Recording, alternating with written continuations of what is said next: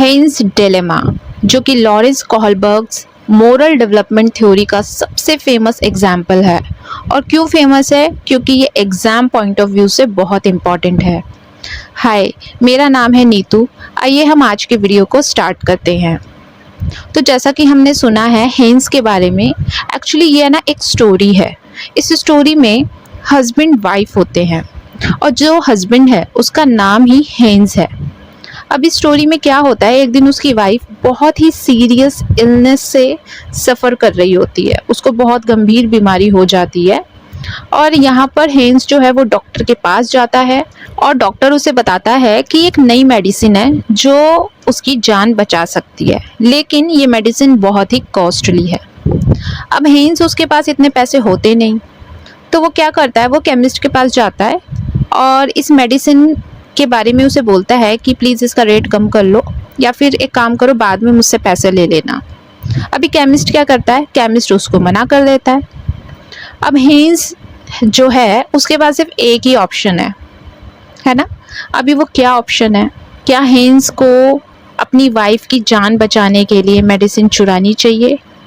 अगर हाँ तो क्यों, और अगर नहीं तो क्यों नहीं? जानते हैं स्टोरी में सबसे इम्पॉर्टेंट चीज़ क्या है कि आप इसका आंसर चाहे हाँ कहें या ना कहें, वो इम्पॉर्टेंट बिल्कुल भी नहीं है। जी हाँ, आंसर इम्पॉर्टेंट नहीं है।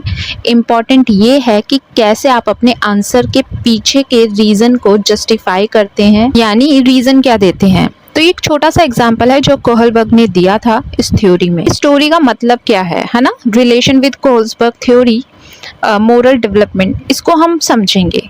तो हम देखते हैं कि इस थ्योरी में यानी मोरल डेवलपमेंट थ्योरी में 3 लेवल हैं: pre conventional morality, conventional morality and post conventional morality. और इसमें 6 स्टेजेस हैं।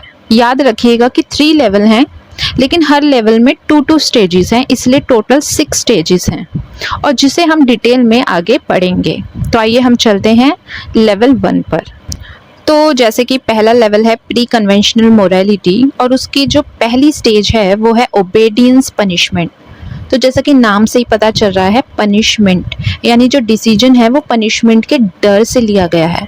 अभी एग्जाम में ना आपको कोई ना कोई एग्जाम्पल दिया जाएगा और पूछा जाएगा कि ये कौन सी स्टेज है ना, या फिर ये भी पूछा जा सकता है कि कौन से लेवल की ये स्टेज है। फॉर एग्जाम्पल, जैसे एक एग्जाम्पल ये हो सकता है कि उसने मेडिसिन चोरी नहीं करनी चाहिए वरना पुलिस पकड़ लेगी।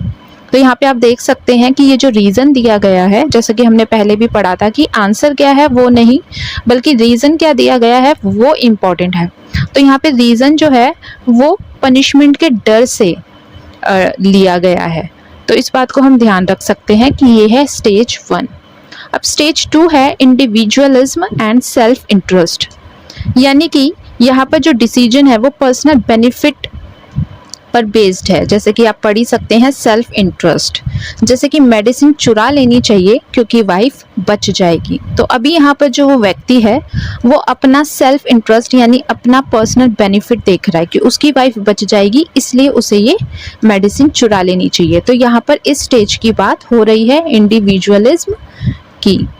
ठीक है, आई होप आपको ये दोनों स्टेजेस अच्छे से समझ आई होंगी। पहली जो स्टेज है वो पनिशमेंट के बेस पर ली गई है, पनिशमेंट के डर से ली गई है, और जो दूसरी स्टेज है वो पर्सनल बेनिफिट के ऊपर बेस्ड है।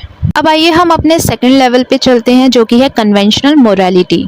इसमें भी 2 स्टेजेस हैं और अभी हम स्टेज 3 पर आ गए हैं। जैसा हमने बात की थी, हमारे पास 6 स्टेजेस हैं, 2 स्टेजेस के ऊपर हम बात कर चुके हैं, और जो थर्ड स्टेज है कन्वेंशनल मोरालिटी लेवल के अंदर वो है गुड बॉय गुड गर्ल।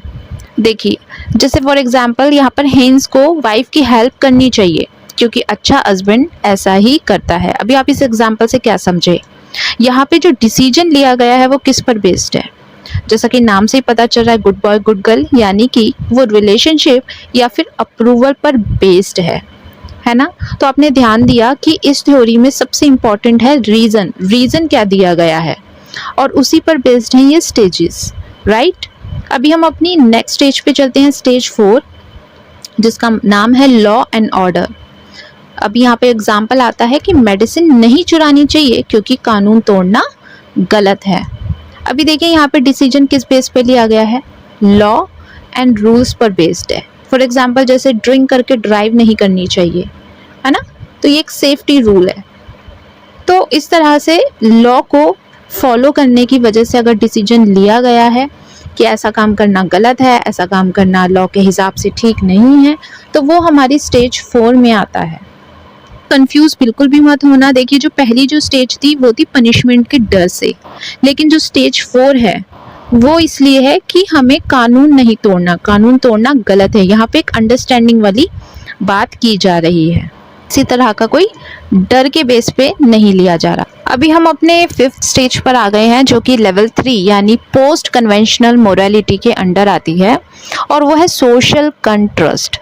देखिए इसमें आपको बिल्कुल भी कंफ्यूज नहीं होना है। अभी देखिए यहाँ पे एग्जांपल है कि लाइफ जो है ना वो प्रॉपर्टी से ज़्यादा इम्पॉर्टेंट है, और अगर लॉ किसी की जान नहीं बचा पा रहा तो एक्सेप्शनल केसेस में, सिचुएशन में मेडिसिन लेना मोरली सही हो सकता है। यहाँ पर ये रीज़न दिया जा रहा है। अब आप सोचेंगे कि जो स्टेज 2 था उसमें भी तो यही कहा गया था कि मेडिसिन चुरा लेनी चाहिए क्योंकि वाइफ बच जाएगी, लेकिन आप ध्यान रखिए कि वो जो डिसीजन लिया गया था वो पर्सनल बेनिफिट के ऊपर लिया गया था। लेकिन ये जो स्टेज 5 है सोशल कंस्ट्रक्ट, उसमें ह्यूमन राइट्स और सोशल जस्टिस को प्राथमिकता दी गई है, उसके बेस पर डिसीजन लिया गया है। यानी कि अगर जो लॉ है वो अनफेयर है किसी मामले में तो उसको चेंज कर देना चाहिए। तो यहाँ पर ये रीज़न है, तो आपको बिल्कुल भी कंफ्यूज नहीं होना। आइए अब हम स्टेज 6 पे चलते हैं, वो है यूनिवर्सल एथिकल प्रिंसिपल, जो कि ह्यूमन लाइफ का सबसे इम्पॉर्टेंट स्टेज है। इसमें जो डिसीजन है ना वो जस्टिस, इक्वालिटी और ह्यूमन राइट्स जैसे यूनिवर्सल वैल्यूज़ पर बेस्ड होता है। तो आई होप आपको ये वीडियो अच्छे से समझ आया होगा, और ये जो थ्योरी है स्टोरी से कैसे रिलेट करती है ये भी आपको बहुत अच्छे से समझ आया होगा, और ये सीटेट में बहुत बार पूछा जाता है, तो एग्ज़ाम पॉइंट ऑफ व्यू से तो इम्पॉर्टेंट है ही। ओके, तो अब हम इसमें कुछ इम्पॉर्टेंट बातें अगर हम देखें तो हेन्स डिलेमा का जो पर्पस है वो मोरालिटी को मेजर करना बिल्कुल भी नहीं है, बल्कि ये देखना है कि पर्सन किस स्टेज की मोरल रीजनिंग यूज़ कर रहा है। जी हाँ, किस स्टेज की मोरल रीजनिंग यूज़ कर रहा है। जैसे कि जो पहला लेवल है उसमें एज 4 से 10 साल तक के एज की बात की गई है। लेवल 2 में 10 से 13 एज की बात की गई है, और लेवल 3 में 16 से अबव की बात की गई है। लेकिन अगर ध्यान दें तो जहां स्टेज 5 है वहां पर 16 प्लस या एडल्टहुड की बात की गई है, लेकिन हर कोई उस स्टेज पर नहीं पहुंच पाता। और जो स्टेज 6 है यूनिवर्सल एथिकल प्रिंसिपल, ये बहुत ही रेयर स्टेज है, बहुत ही कम लोग इस स्टेज पर आकर सोच पाते हैं, डिसीजन ले पाते हैं, बहुत ही कम लोग हैं, है ना।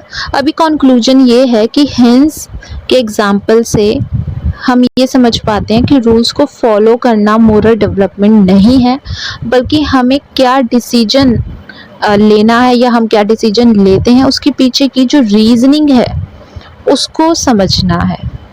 अगर आपको ये वीडियो अच्छा लगा और आप इस तरह के और वीडियोस पाना चाहते हैं तो प्लीज़ इस चैनल को लाइक, सब्सक्राइब करना ना भूलें। Thank you so much.